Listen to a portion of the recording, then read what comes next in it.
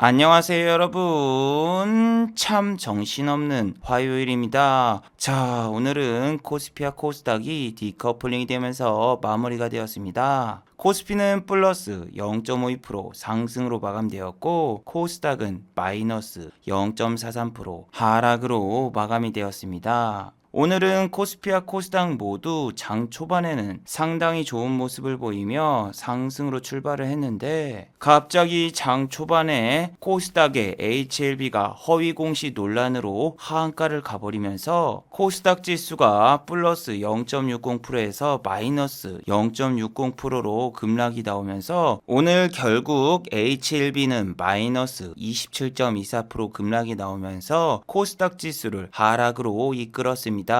자, 오늘 한국 증시는 개별 악재로 인해서 다른 아시아 증시보다 상당히 상승폭이 둔화된 모습을 보였습니다. 현재 홍콩 항생지수는 1.87% 급등이 나오고 있고 일본의 니케이 역시 오늘 1.28% 상승하면서 아시아 증시에서 한국 증시는 상당히 상승폭이 둔화된 모습을 보였죠. 거기다 현재 미국의 S&P 500과 나스닥 야간 선물 역시 상당히 좋은 모습을 보이고 있는데 이번 주는 여러분 상당히 많은 이벤트가 여러분을 기다리고 있습니다. 2월 18일은 미국 연준에서 FOMC 의사록을 공개하는 날이고 이번 주 2월 19일 금요일은 미국의 옵션 만기일입니다. 그래서 이번 주 증시 역시 상당히 쉽지 않은 모습을 보일 가능성이 높은데 자, 과연 이번 주 한국 증시는 어떤 모습을 보여줄까요? 한국 증시는 오늘 HLB의 급락으로 인해서 모든 제약과 바이오 섹터가 이렇게 하락을 하면서 코스닥 지수에 상당히 큰 영향을 주었는데 내일도 코스피와 코스닥은 개별 악재 로 인해서 또 이렇게 디커플링이 될까요? 현재 외국인의 코스피 수급을 보시면은 코스피는 3거래일 연속 순매수가 들어오고 있는 반면 코스닥 같은 경우에는 외국인 투자자가 단기적으로 차익 실현하는 모습을 계속 보여주고 있습니다. 자, 과연 이런 상황에서 한국 증시는 내일 어떤 모습을 보여줄까요? 오늘 이 시간에 한번 알아보도록 하죠. 자, 지금 시각이 3시 42분입니다. 시간의 단일가 유럽장, 미국장, 그리고 야간 선물도 다 끝나지 않았습니다. 그래서 매까지는 배제를 해보고 진행해 보도록 하겠습니다. 자, 그럼 먼저 해외 시황과 국내 시황 그리고 오늘의 특징주를 한번 살펴보도록 하죠. 자, 그럼 먼저 해외 시황입니다. 자, 먼저 해외 시황입니다. 어제는 미국 증시가 대통령의 날로 휴장이었는데 유럽 증시 대부분은 이렇게 큰 상승이 나오면서 상당히 좋은 모습을 보이며 마무리가 되었죠. 어제 이렇게 유럽 증시가 급등한 이유는 미국의 슈퍼 경기 부양책이 타결이 임박했다는 소식과 유럽 증시가 백신의 힘으로 이번에 경기 회복을 이룰 것이라는 기대감에 유럽 증시 대부분은 크게 상승하는 모습을 보여주었습니다. 한국 증시는 오늘 아침부터서 상당히 좋은 모습을 보였었죠. 코스피 같은 경우에는 여기 보시면은 아침에 1.08%까지 상승을 했었는데 HLB 뉴스가 9시 40분에 뜨면서 코스피가 마이너스로 전환이 되었어요. 물론 제약과 바이오 비중이 높은 코스닥 같은 경우에는 아예 급락이 나왔죠. 플러스 0.60% 상승 중이다가 마이너스 0.60% 거의 지수가 1%대 하락이 나오면서 코스닥 같은 경우에는 오늘 상승으로 전환할 수 있는 방법이 없었어요. 자, 보세요. HLB 뉴스가 나왔을 때 코스닥의 모습인데 시가총액 상위주가 제약과 바이오밖에 없어요. 셀트리온 헬스케어, 셀트리온 제약, 시젠, 거기다가 알테오젠, HLB, 제넥신, 휴젤. 코스닥 시가총액 상위주에 이렇게 제약과 바이오가 반 이상인데 HLB 같은 경우에 원래 시가총액 9위가 아니라 어제까지만 해도 HLB 같은 경우에는 코스닥 시가총액 3위였어요. 그런데 이렇게 HLB는 하한가로 직행하고 말았죠. 무슨 소리예요? 27.24% 하한가 아닙니다. 라고 하시는 분들은 시간의 단일가를 보세요. 하한가 찍었어요. 이거 내일 못 탈출해요. 또 하락합니다. 요즘 트렌드가 하한가 근처, 상한가 근처에서 그냥 끝나는 경우가 있는데 HLB와 정반대 상황도 어제 나왔었죠. 자, SF의 반도체는 어제 상한가를 못 갔어요.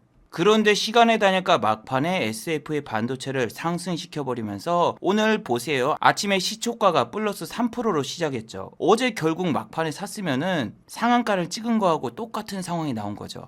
자, HLB가 하한가를 갔으면은 당연히 1 플러스 1으로 HLB 생명과학도 시간의 단일가에서 하한가를 갔겠죠. 자, 그런데 HLB 같은 경우에는 계열사가 3개죠. 자, 이거는 1 플러스 1 삼각김밥이 아니라 2 플러스 1 편의점 우유랑 똑같은 상황인 거죠. HLB 제약 같은 경우에는 아직 하한가를 가지 않았습니다. 왜냐하면은 아직 시간이 5시 12분밖에 되지 않았기 때문에 아직까지는 하한가를 가지 않았어요. 아마 아직 시간이 남았으니까 잘 모르겠지만 얘도 하한가를 찍거나 아니면 하한가 근처에서 마무리가 되겠죠. 자, 그리고 여러분 HLB를 보시면은 자, HLB 기업 개요에 들어가서 경쟁사 비교를 버튼을 눌러보세요. 그럼 뭔가 이상하죠. HLB하고 경쟁사는 한미약품 혹은 셀트리온 이런 제약과 바이오 종목이 아닌가요? 어째서 한국조선해양이라던가 삼성중공업 같은 회사가 경쟁사로 비교가 나온 거죠? 네, HLB 같은 경우에는 여기 코드 번호를 보셔도 아시다시피 조선업 관련 주식이기 때문이죠. 이런 건 제가 지난번에 올렸던 한국 주식시장에서 3월달이 가장 무서운 이유와 K치료제 임상에 성공할까 이런 영상에서도 많이 말씀드렸다시피 HLB 이 회사에 대한 이야기는 너무너무나 많이 언급해드렸죠. 자, 최근에 2월 1일 같은 경우에는 HLB가 급등을 해서 10만원을 찍은 적도 있었죠. 그런데 여러분들이 게임스탑 반공매도 운동 저런 뉴스에 현혹돼서 이런 주식을 사거나 이런 주식에 빨려 들어가면 절대로 안 된다라고 말씀드렸죠. 왜냐하면은 미국의 반공매 운동과 다르게 한국 같은 경우에는 공매도 체계가 완전히 다르다. 한국은 공매도 상한 기간 제한이 없으니까 사람들이 뛰어들어도 결국에는 지쳐서 나갈 수밖에 없어요. 또 중요한 게 공매도 수량을 수기로 입력하기 때문에 불법 무채 공매도가 수없이 많이 발생할 수도 있고 여기에 있는 지금 회사들의 재무제표를 봐라. 이게 정상적인 회사냐? 정상적인 회사가 아니기 때문에 공매도가 존재하는 거고 얘네는 임상 실패를 했다라는 결과가 나왔는데 제약회사 측에서는 임상을 성공했다라고 가짜 자료를 배포해서 주가를 올린 회사이기 때문에 이런 회사가 지금 공매도 때문에 주가가 안 가고 내리고 있는 게 아니라 허위 공시약 그리고 어떤 사건을 일으켰나요? 유상증자와 전환사채를 발행해서 고객 돈을 가지고 옵티머스 라인 펀드에다가 투자해서 주주들의 돈을 허공으로 다 날려버린 그런 회사인데 이 회사는 공매도가 없었어도 주가가 크게 빠졌을 겁니다. 왜냐하면은 이 회사는 단 한 번도 영업이익이 흑자 전환을 한 적이 없고 지금 재무제표만 봐도 이런 종목은 그냥 상장 폐지가 돼야 되는 그런 회사인데 분명히 시장에서는 한국 제약과 바이오에 대한 문제점을 지적해서 기사로 내보내고 이러한 종목과 이러한 회사는 문제가 있습니다. 기사가 수도 없이 나옵니다. 그런데 이런 기사가 나올 때마다 기자들 보고 너 공매도 알바지, 너 그 주식 공매도 쳤지 이런 식으로 얘기하지만 저런 분들이 있기 때문에 제약과 바이오주를 매매 안 하고 피해를 보신 분들이 없는 것도 있어요. 신라젠 같은 경우에는 소액주주가 16만 8천 명, 주식 발행 비율에 87.68%, 전부 다 개인 투자자만 이렇게 신라젠에 물리고 기관이랑 외국인 투자자들은 다 빠져나갔습니다. 기관이랑 외국인 투자자들 같은 경우에는 팩400 호재 뉴스를 방방방 띄워가지고 물린 거를 결국 탈출하고 위에서 공매도 치고 얘는 다 어떻게든 빠져나갔어요. 그래서 이렇게 가짜 호재 뉴스를 여러분들이 좋아해서도 안 돼요. 주가가 상승한다. 와 다행이다. 와 역시 난 믿고 있었다고. 그게 마지막 불꽃쇼가 돼가지고 상장 폐지가 될 수도 있기 때문에 적자 회사에서 나오는 찌라시 뉴스를 여러분 너무 좋아하면 안 돼요. 아니 이런 기업들 같은 경우에 일단 재무제표만 봐도 사면 안 되겠구나 이렇게 생각을 해야 되는데 터무니없는 기사에 꼬임에 넘어가서 매수를 하시는 분들이 많고 만약에 주가가 내리거나 혹은 거래 정지가 되거나 상장 폐지가 되면은 청와대로 이렇게 달려가시는 분들이 많죠. 저는 이 신라젠 이 주주분들이 정말 이해가 안 돼요. 이분들이 주장하는 건 이거예요. 신라젠이 왜 적자 기업인데 상장을 했냐. 근데 신라젠이 거래 중지가 되고 이제 상폐에 들어가는 거는 신라젠이 팩400 임상에 실패해서 거래 정지가 되거나 상장 폐지가 되는 거 아니에요. 그거는 전혀 상관이 없어요. 신라젠은 배임 횡령을 했잖아요. 배임 횡령. 경영진이 돈 가지고 튀었기 때문에 거래 정지가 된 거지. 얘는 이렇게 5년 이상 적자가 나와도 상관이 없다니까요. 특례 상장 기업이기 때문에. 그런데 이런 기업이 상장 폐지가 되려면은 배임 횡령 그것 빼고는 정말 방법이 없는데 그 어려운 걸 얘네가 해내가지고 상패 심사에 들어가고 거래 정지가 된 거죠. 그리고 HLB가 정말 잘못된 게 뭐냐면은 임상 결과를 유튜브에서 성공한 걸로 발표를 했어요. 원래 임상 결과는 실패고 FDA 승인도 못 받는 그런 상황인데 결과를 자의적으로 해석해서 우리는 임상에 성공했습니다. 유튜브 채널을 통해서 저렇게 발표를 합니다. 자, 여러분 제약회사 중에서 유튜브 채널을 파서 자기네 회사를 홍보하는 회사가 참 많아요. 정말 많고 이런 회사들의 특징이 뭐냐면은 전부 다 회사가 적자에다가 상당히 의심스러운 그런 회사이기 때문이죠. 자, 바이오스타 같은 경우엔 네이처셀이죠. 네이처셀 같은 경우엔 관리 종목 지정과 상장 폐지 위기에 수없이 많이 갔던 그런 종목이고 네, 대표이사가 이미 한번 전과가 있으신 분이죠. 저는 여러분 많은 업체로부터서 연락이 와요. 상폐 위기에 놓인 회사나 혹은 적자가 지속돼가지고 회사가 경영이 상당히 힘든 회사가 이런 식으로 연락이 와요. 제가 만약에 이런 회사 영상 의뢰를 받아가지고 돈을 받고 여러분에게 이런 회사 주식 사야 됩니다. 좋습니다. 추천을 해줬어 봐요. 그럼 또 어떻게 됐어요? 저는 지금 그런 유튜브를 못하죠. 왜? 저렇게 적자 기업에다가 상장 폐지 되려는 회사들이 영상 의뢰를 제작해서 만약에 그 종목이 상폐가 되면은 저는 정말 미친 듯이 욕을 먹었겠죠. 자, 이 회사 같은 경우에도 영상 의뢰를 맡긴 다음에 거래 정지가 되고 상폐를 기다리고 있는 상황이죠. 그런데 저는 이런 회사의 영상을 제작을 받거나 의뢰를 전혀 안 받았죠. 여러분, 코스닥, 제약과 바이오, 계잡주 같은 경우에는 기업 측에서 유튜버들에게 연락이 와요. 우리 회사 기업 탐방을 해주고 CEO 인터뷰 이런 거 한번 따가지고 영상 좀 올려달라고. 그런 식으로 연락 온 다음에 주가 빵 띄우고 쟤네들 도망가기 때문에 호재 뉴스만 너무 찾아가지고 그걸 너무 맹신하시면 절대로 안 돼요. 우리나라 제약과 바이오들이 이런 짓을 많이 하죠. 분명히 1차 결과에서는 상당히 안 좋은 이야기가 나왔는데 2차 결과에서는 유의미한 결과가 나왔다. 이러면서 미국 FDA에 임상을 신청한다. 그러면서 미국 FDA에 IND 임상 계획 신청서를 제출했다. 이런 뉴스가 나오는데 여러분 보통 임상 시험 계획 IND는 대부분 승인을 해주고 저거를 통과가 되었다고 해서 임상이 성공한 게 절대로 아니에요. 자, 그리고 오늘 HLB에 올라온 영상을 자세히 보시면은 오늘 기사에 나온 내용들이 대부분 맞아요. 분명히 FDA에서 사전 미팅에서 임상이 실패를 했다라는 이야기도 들었고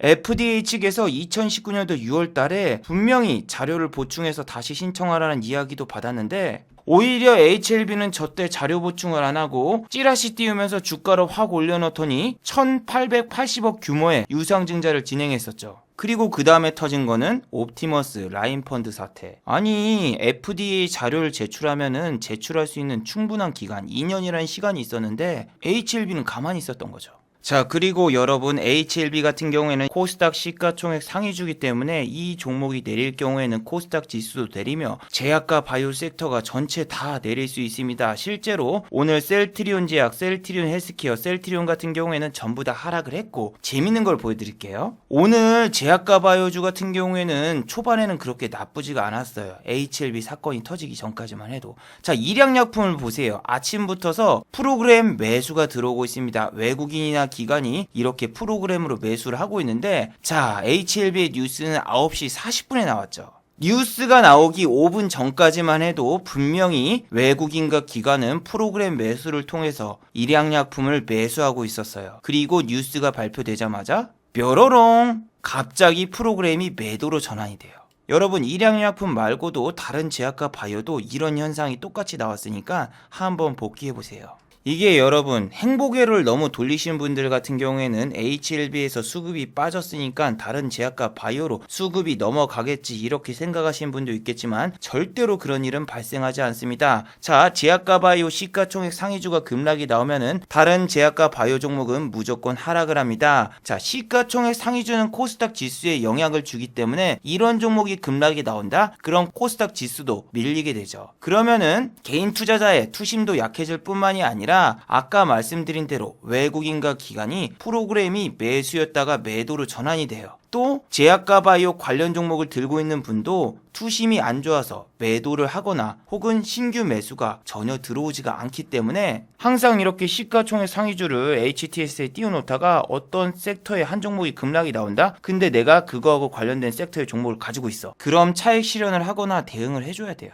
자, 그리고 어제 영상에서 여러분들에게 정말로 중대한 사항을 하나 알려드렸었죠. 네, 바로 제가 유튜브를 시작하고 6년 만에 우리 유튜브 여성 구독자 여러분들에게 초콜릿을 받았다라는 정말 긴급 소식이었는데, 어제 영상의 댓글을 살펴보니 다른 여성 시청자분들이 이런 댓글을 남겨주셨더군요. 다음 발렌타인데이라던가 혹은 지금이라도 초콜릿을 보내주고 싶습니다. 이렇게 말씀하신 여성 시청자분들이 상당히 많았는데, 여성 시청자분들 놀라지 마세요. 이건 정말 우연인데 제가 2월 25일 다음 주가 생일이니까 이번에 저에게 초콜릿을 못 주셨던 분들 이날 기대하겠습니다. 천재님 선물을 어디로 보내드리면 되나요? 하시는 분들은 직접 보내실 경우에는 제 주소도 노출이 될 수가 있고 제 사생활 프라이버시가 침해될 수 있기 때문에 그냥 쇼미더머니 이렇게 후원하기 버튼을 누르셔서 25일날 직접 후원을 해주시면 돼요. 자, 여러분은 오늘 어떤 종목을 보시고 어떤 섹터를 보셨나요? 오늘 같은 경우에는 물고기 반, 물 반 이런 상황이었죠. 코스피와 코스닥 보시면은 상승과 하락 종목이 반반이라서 어떤 섹터를 자기가 가지고 있느냐에 따라서 수익률이 극과 극이었죠. 제약과 바이오를 들고 계신 분들은 지금 장이 정말 싫을 거예요. 왜냐? 삼성전자라던가 하이닉스 같은 반도체 주식이 갑자기 상승하고 있는데 나는 제약과 바이오를 들고 있어. 그러면은 제약과 바이오주는 상대적으로 하락하거나 내리는 경우가 많고, 또 HLB 뉴스 때문에 당분간 횡보 내지 하락할 가능성이 높아서 지금은 어떤 섹터를 가지고 있느냐에 따라서 수익률이 극과 극이 될 수가 있습니다. 자, 그리고 제가 설날에 한 가지 종목을 언급하면서 이 종목은 주가가 매우 저렴한데 제가 지금 매수할 수 없는 이유에 대해서 이 영상에서 자세하게 설명을 해드렸는데, 인지 디스플레이 같은 경우에는 제가 3,000원대는 도저히 못 잡겠다라고 말씀을 드렸는데 오늘 4,200원까지 올랐습니다. 아니, 아침에 보니까 AP 시스템과 그리고 HB 테크놀로지가 너무 좋은 거예요. 보세요. HB 테크놀로지 오늘 88 올림픽처럼 8.88% 상승을 했고, AP 시스템 같은 경우에도 오늘 8.16% 이렇게 상승으로 마무리가 되었는데 얘는 죽어도 안 가는 거예요. 얘는 보세요. 오늘 오후장에 올랐어요. 오후장 1시 넘어가가지고 그 다음에 이렇게 올라가지고 종가 고가로 갔고 시간의 단일가마저 이렇게 상승이 나왔죠. 저는 근데 이 종목이 이렇게 빠졌을 때 여기서 절대 매수를 못했다. 매수를 못한 이유는 아까 말씀드린 그 영상에서도 말씀드렸지만 이런 자리에서는 신고가를 찍기 전이었으니까 실적 기대감에 오를 수 있어서 매수를 했지만 지금 같은 경우엔 신고가를 찍고 내려오는 상황이기 때문에 여기서는 내가 가격이 저렴해도 매수할 수 없었다라고 말씀을 드렸어요. 얘는 오늘 장중에 충분히 공략해볼 만 했습니다. 근데 어제 트라우마가 있었어요. 어제 SFA 반도체가 상한가를 가려고 하자 저는 러셀이나 테스 이런 종목을 추격 매수에 들어갔었고 오늘 같은 경우에는 정말 아슬아슬했습니다. 저는 시초가의 갭이 빵 뜨자마자 그냥 빨간불 들어오면은 익절하고 나가고 얼마 수입도 못 챙겼습니다. 근데 나가길 잘했어. 와, 이거 진짜 아침에 던졌어야지. 아침에 안 던졌으면은 정말 위험했고, AP 시스템, HB 테크놀로지 보시면은 오늘 별로 안 올랐어. 10.24%. 아까 제가 봤을 때가 거의 8% 상승 중이었는데 위에 2% 먹으려고 이거 들어가기에는 너무 리스크가 컸고 아침에 잠깐 반짝 오른 다음에 바로 쭉 빠지길래 와, 지금 무조건 종가 베팅이다. 오늘은 종가 베팅 빼고는 매매를 하지 말자. 어제도 종가 베팅 한다고 해놓고서 종가 베팅 안 했으니까 이렇게 물려서 가슴이 조마조마 바운스 했지만 오늘은 정말 저평가가 되고 실적이 잘 나올 것 같고 밑에서 놀고 있는 종목을 매수해서 실적 발표 때까지 한번 끌고 가보자, 이렇게 마음을 먹었습니다. 자, 여러분들은 주식을 사실 때 저평가의 기준이 뭔가요? 아니, 저평가란 말보다는 적정 주가죠. 자, 이 회사가 지금 실적이 이만큼 나오고 있고 이 회사에 지금 PBR, PER을 대입해 보니까 이거 너무 저렴해. 그래서 여러분들이 적정 주가를 구해서 이만큼은 가겠지 하고 주가를 밑에서 사서 어느 정도 올랐을 때 차익 실현하신 분들이 많을 거예요. 저 같은 경우에는 어제 한 종목을 정말 밑에서 잡았어요. 이런 종목 말고요. 이거는 테마주라서 지금 테마가 끝나서 밑에서 놀고 있는 거지 이런 건 저평가주가 아니에요. 자, 제가 정말 알기 쉽게 적정 주가, 적정 가격을 어떻게 구하는지 여러분들에게 알려드릴게요. 제가 어제 정말 밑에서 잡은 종목은 총 4종목이 있는데 그중 한 종목이, 자, 첫 번째 종목은 한판 닭강정입니다. 홈플러스에서 구입을 했고 원가는 13,990원이죠. 그런데 이 종목을 무려 60%나 할인을 받아서 최저가에 잡았습니다. 5,590원. 무려 60%나 저렴하게 잡았죠. 자, 여러분, 이게 주식이랑 똑같이 시간대가 있습니다. 공략할 수 있는 시간대가 있는데 홈플러스 같은 경우에는 7시에 매수를 하잖아요. 그럼 20% 할인을 해줍니다. 8시에 매수를 하잖아요. 30% 할인을 해줘요. 9시에 매수를 하잖아요. 40% 할인을 해줍니다. 10시에 매수하잖아요. 50% 할인. 10시 반에 매수하잖아요. 그럼 무려 60% 할인을 해주는 구조죠. 뭐야, 그러면은 10시 반에 가가지고 그냥 닭강정 사면 되는 거 아니에요? 이렇게 단순하게 생각하시는 분도 있겠지만, 자, 오늘 SF의 반도체를 보세요. 시초가 갭이 무려 3.3%가 떠 시간의 단일가 시초가 매매에서 44만 주 매수 대기 물량이 있습니다. 자, 이런 경우에는 어제 종가에는 구입을 못하는 상황이죠. 닭강정도 마찬가지예요. 7시에 20% 할인을 해준다? 근데 7시 전에 닭강정을 사는 사람이 많을 경우에는 할인 상품 자체가 나오질 않습니다. 비트코인도 보세요. 어제 영상에서 5,250만 원이었잖아요. 하루 만에 120만 원이 상승했습니다. 어제 가격에 사고 싶어도 살 수가 없는 거죠. 그래서 적정 주가 금액 같은 경우에는 수요가 많을 경우에는 가격은 상승을 하게 되는 거죠. 그리고 까다로운 주부님들은 아실 거예요. 보통 8시, 9시만 되면은 30% 할인, 40% 할인 받고 대부분 튀김이라던가 돈가스 이런 종류의 제품들은 사가시는 분들이 많아요. 보통 10시 30분까지는 음식 제품들이 남아있는 경우가 거의 없어요. 그런데 그 어려운 걸 제가 어제 해낸 거죠. 그런데 여기에는 노하우가 있어요. 주식과 마찬가지로. 이거는 주식에도 허용이 되는 거예요. 자, 보통 주가가 특별한 이벤트가 있으면 빠지는 경우가 많습니다. 삼성전자 지난주 3일 동안 계속 내렸죠. 왜 빠졌다? 우리나라가 옵션 만기일이 있었고 거기다가 설날 연휴 때문에 투심이 안 좋았기 때문에 삼성전자는 이렇게 가격이 3일 동안 내린 거죠. 그럼 이때는 사고 싶은 사람이 별로 없고 오히려 매도세가 더 강하죠. 그래서 이런 이벤트는 닭강정에도 포함이 되는 거죠. 명절에서는 마트에 튀김 음식, 닭강정 음식을 대량으로 생산을 합니다. 그런데 명절 이후에 판매량이 급감을 하고 오히려 너무 많이 생산을 해놨기 때문에 재고가 남아 돌죠. 그러면은 이 재고품을 어떻게 처리할까요? 네, 30%, 40%, 50%, 60% 할인을 해서 파는 거죠. 자, 삼성전자가 명절이 세일이었던 것처럼 저 같은 경우엔 저런 특정 이벤트를 다 알고 있습니다. 노트에다 기록을 해놓은 거죠. 그래서 닭강정 같은 경우에는 항상 설날, 추석이 끝났을 때는 50%, 60% 세일을 한다. 그래서 그 이벤트 기간을 노리고 어제 공략을 했는데, 자, 삼성전자 같은 경우에도 여기서 더 빠질 수도 있잖아요. 어제 퀄컴에서 1조 원 규모의 수주를 받을 것이라는 뉴스가 나와서 삼성전자 같은 경우에는 기대감에 상승을 했는데,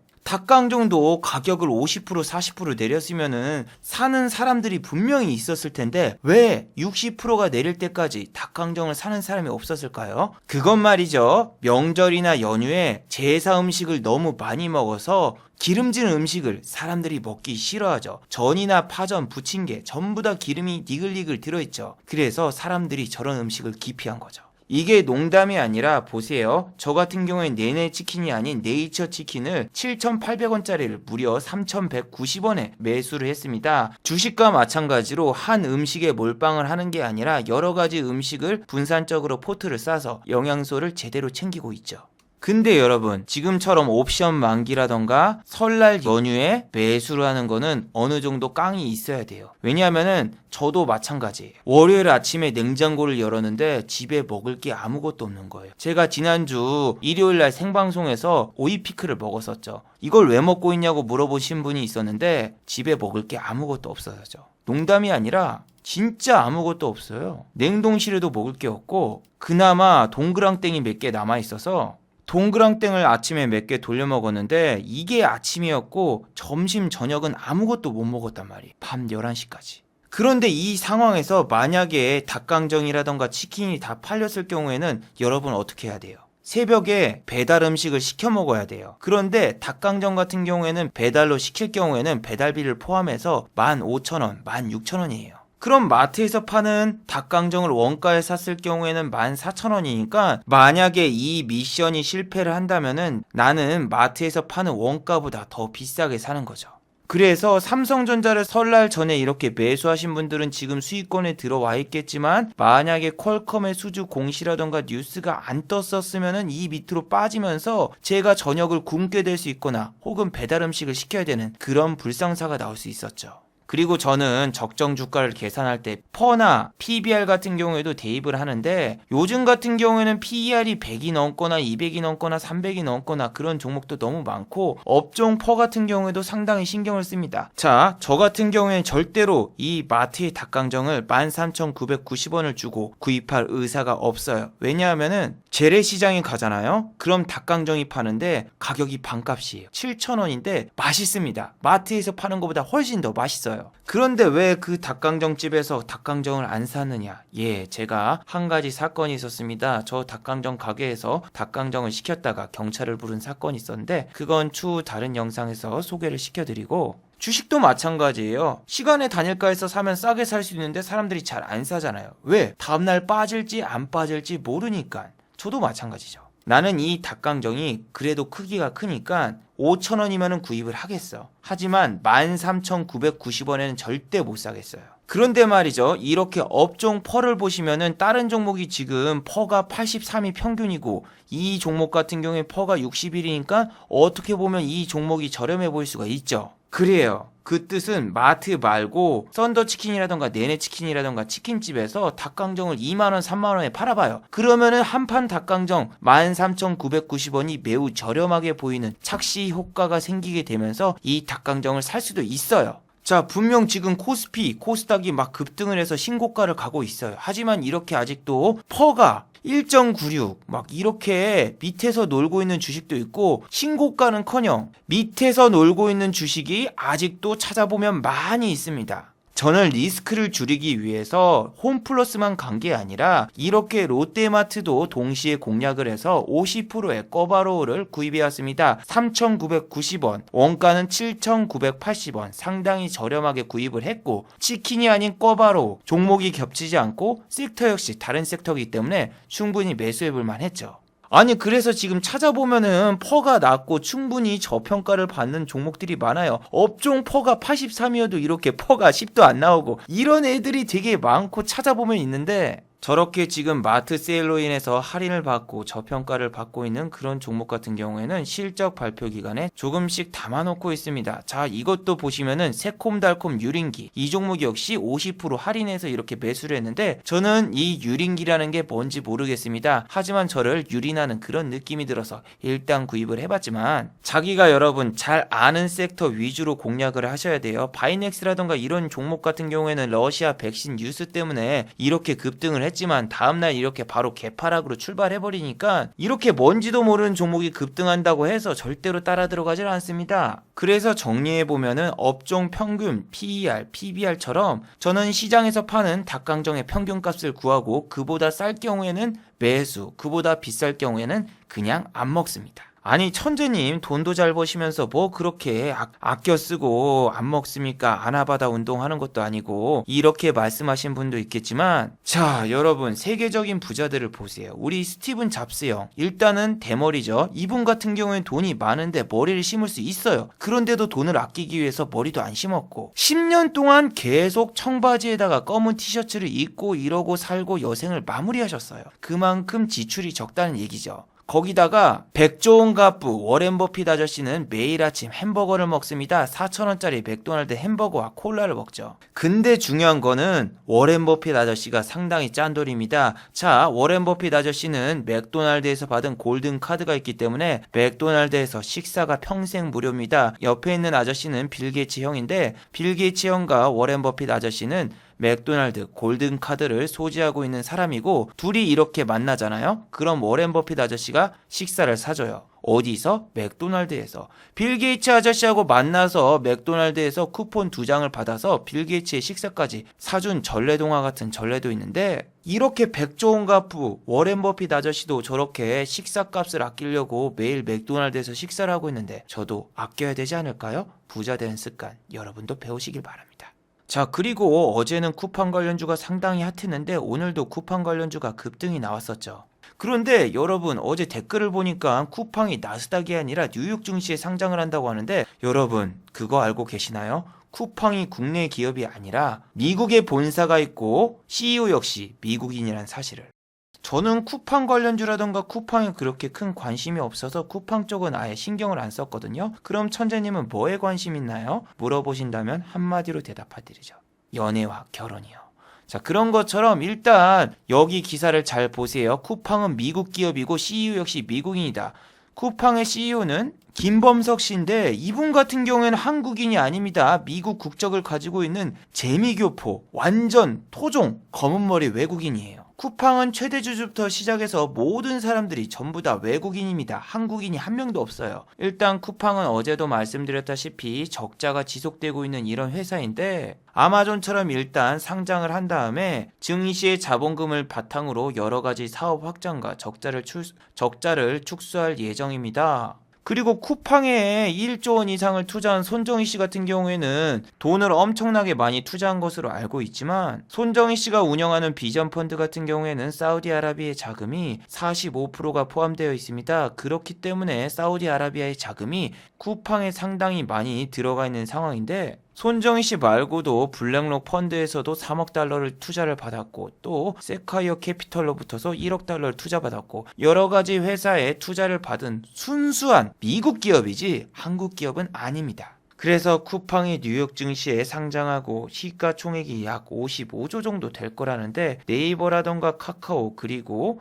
삼성바이오 로직스라던가 현대차, 삼성 SDI보다 시가총액이 높은 상황이 현재 쿠팡이죠. 물론 아직까지 상장이 제대로 안 됐기 때문에 시가총액이 얼마가 될진 모르겠지만, 어제도 말씀드렸지만 쿠팡은 비록 적자를 기록하고 있지만 지금 테슬라를 비롯해서 여러 가지 적자 회사들도 미국 증시가 날아가면서 같이 상승하고 있기 때문에 단순하게 적자가 있다고 해서 이런 회사가 주가가 하락할 거라고는 생각되지 않습니다. 그런데 국내 쿠팡 관련주는 하락할 것 같습니다. 동방이라던가 오늘 KTH 또 상한가를 갖고 시간의 단일가에서 이렇게 급락이 나왔기 때문에 쿠팡 관련주 내일은 급락이 나올 거라 생각이 돼요. 이게 지금 점상으로 갔기 때문에 어제도 못 잡았고, 오늘 같은 경우에는 이렇게 밑에서 빠졌다가 위에서 팔았으면 다행인데 못 팔고 가져갔으면은 뭐 내일 다시 그냥 때려맞고 끝나는 건데, 이런 테마주 지금 단기 순이익도 보시면 마이너스로 찍힌 날도 많고 실적도 지금 나오면 또 박살날 수 있기 때문에, 이런 역사적인 신고가에 있는 테마주 잘못 물리면은 여러분 진짜 위험할 수 있으니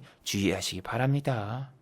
자, 그리고 오늘 HLB가 급락이 나오면서 셀마 테라퓨틱스 같은 경우에는 장중에 바로 하방 VI에 걸렸습니다. 자, 여러분 이 장면을 잘 보세요. 이렇게 호가가 얇은 종목을 하면 안 되는 게 이런 거예요. 여기서 밑에까지 1억 원 약간 남짓한 돈을 던졌는데 바로 하방 VI에 걸렸어요. 지금 호가를 보세요. 7,800원이었는데 매도가 없이 바로 7,380원까지 내려갔습니다. 밑에 호가가 공백이 너무 심해가지고 1억만 던졌는데 하방 VI가 걸렸어요.